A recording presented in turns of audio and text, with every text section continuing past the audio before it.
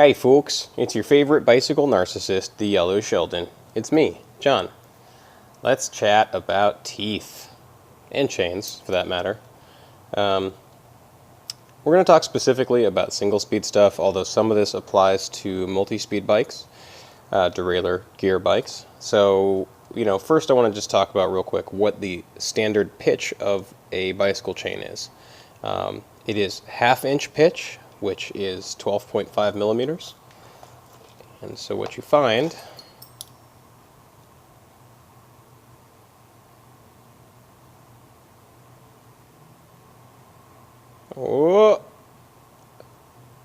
whatever, I can't measure this accurately on camera, but it's 12.5 millimeters, which is a half inch. So all the stuff that you're riding on right now, unless you have a belt drive or are one of those hipsters with an ancient bicycle, like a penny farthing or something, all of it's going to be half-inch pitch. Basically, you have a half-inch spacing between each tooth. Chain fits on like that.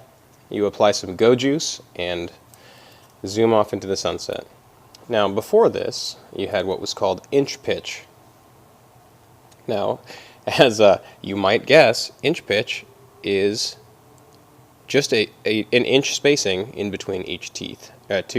What the hell? Each tooth. The weird one that I wanted to talk about tonight is Shimano's 10 pitch. In the mid-70s to about the mid-80s, Shimano was experimenting with a track group which, instead of being 12.5 millimeters, was 10 millimeters tooth to tooth.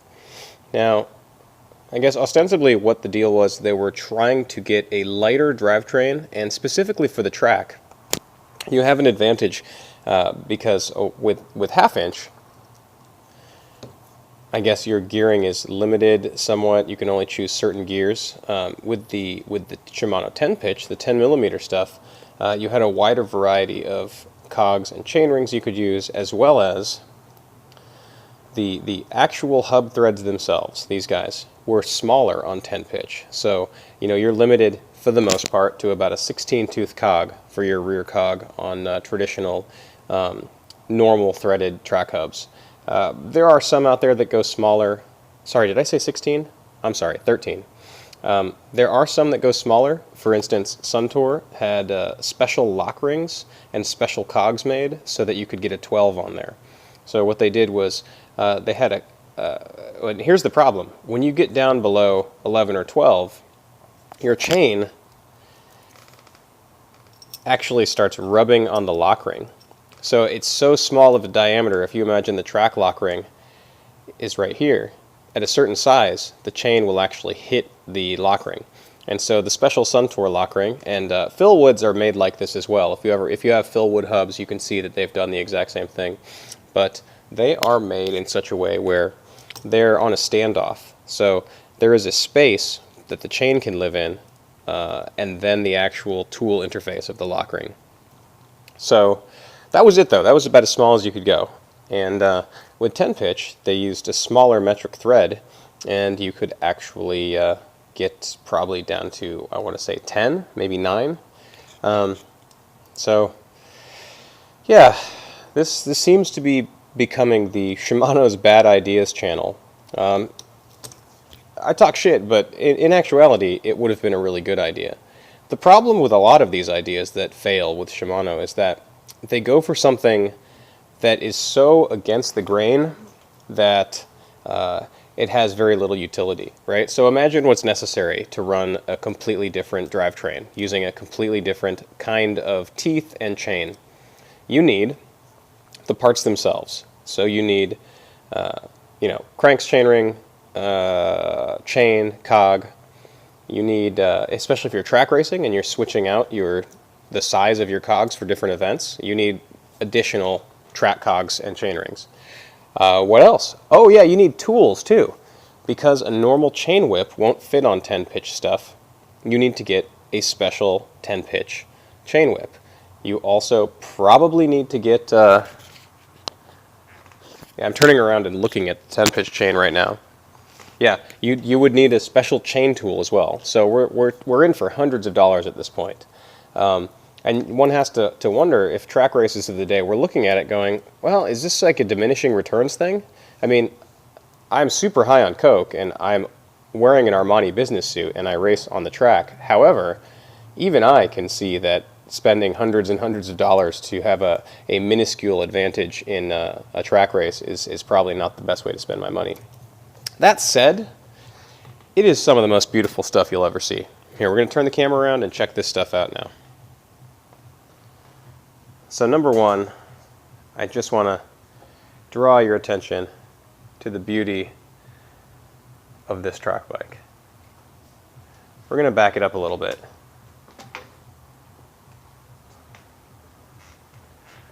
Look at this thing.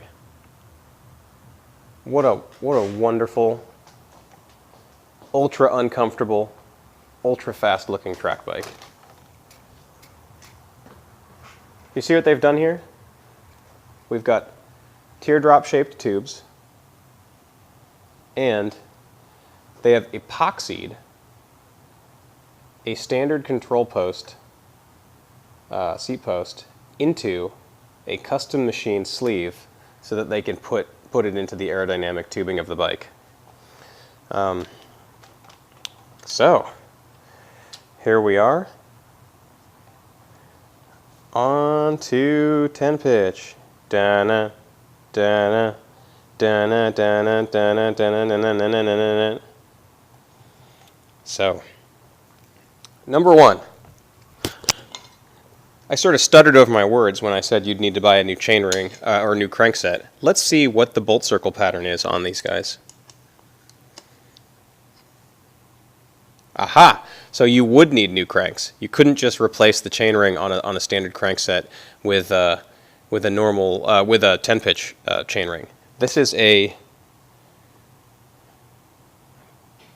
118, perhaps. Anyway.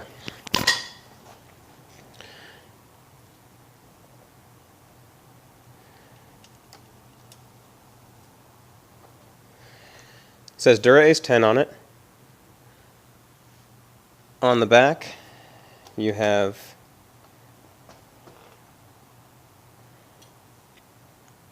Dura-Ace 10. Well, it says pissed, but you know, it's pista. They're referencing track bike. And if we look at the details on this, or rather, if we attempt to look at the details with a hideous cell phone camera,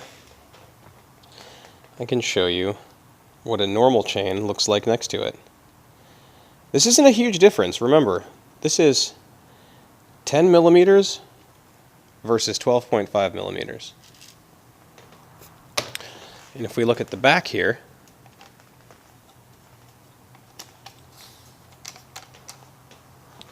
you can see that it has a very, very tiny cog on a special set of threads with a special lock ring. Earlier I was talking about how the lock ring on Phil Woods and on the Suntour cogs were relieved so that you could fit a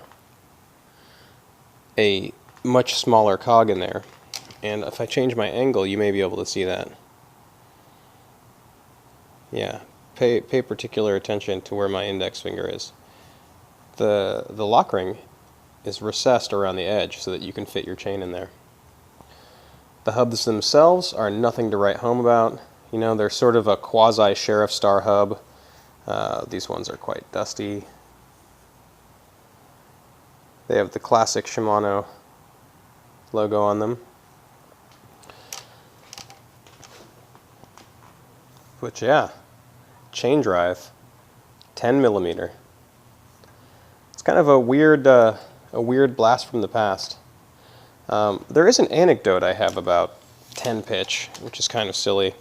I had a buddy, well, he became a buddy later in life, but at the time he had just come into town and I didn't really know him that well. He came into a bike shop that I was working at, and he had pretty much an entire 10 pitch group, and he was going to build his bike up and ride it. Now, he had heard and this is in my old shop, this isn't in my current shop, but he had heard that the owner of the shop had some 10-pitch stuff. And so he decided to come on in and actually try to beg, borrow, or steal a 10-pitch lock ring from us. You see, the 10-pitch lock ring was the only thing that my man didn't have. So he came in and proposed that we sell him a 10-pitch lock ring. The owner retorted, how about this? You are going to ride that on the street, you're going to ruin it, and then what? What happens when you stretch your chain out? You know, think about the future. This stuff is priceless, it's rare, and you're going to just use it for messenger work? That's insane. So, why don't you give me the stuff, and I will give you a brand new, you know, current year Dura Ace track group that you can actually maintain and repair. My buddy, I love him, but he is a real stubborn guy. And yeah, he said, fuck no. He said, no, you know, I'd prefer you sell it to me, but I'll just have someone make it for me, or I'll go on eBay. I'll find a way to make this stuff work. He really wanted a unique, and this is unique, he wanted a beautiful, unique track drivetrain. So, you know, flash forward a few months, and he has looked everywhere. He's talked to local machinists and asked them to build him a 10-pitch lock ring. No one was willing to do it. And so finally, after all said and done, he did end up trading it in, and he got a brand spanking new it out of the box, like we ordered him a track group, Dura Ace, must have been like 2001 track group.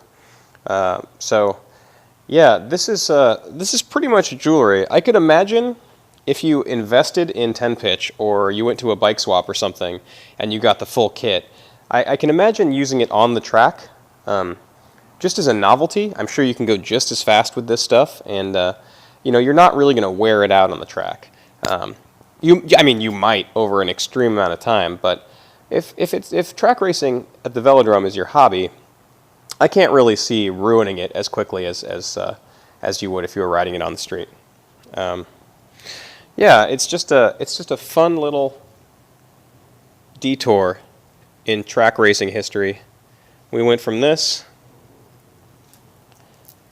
to this to that, and then right back to this again. Almost done. I just wanted to show off a few more details. Trying this image stabilization thing, I'm sure it's going to make you vomit. Look at the lugs on this thing.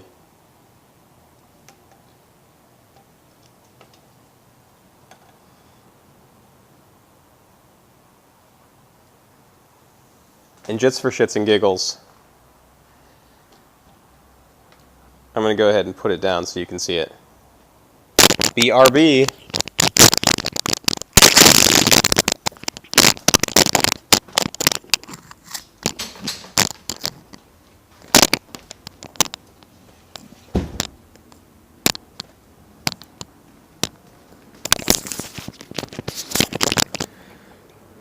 Look at that sweet science. That shit right there is a backbreaker. Can you even imagine? Whoa! Mega zoom. So I've come to realize that my channel is going to be trash, and that the smooth, confident eloquence that I have in real life is not going to come through on camera. But I'm hoping that some of my shitty jokes come through. You know, this is beautiful. This is exactly the type of bike that I used to try to ride. I didn't care how it felt. I really didn't give a shit about my back or my teeth. And I would ride these every opportunity I got. Really brings me into the next video, which will be on a very special Italian funny bike. Have a good night.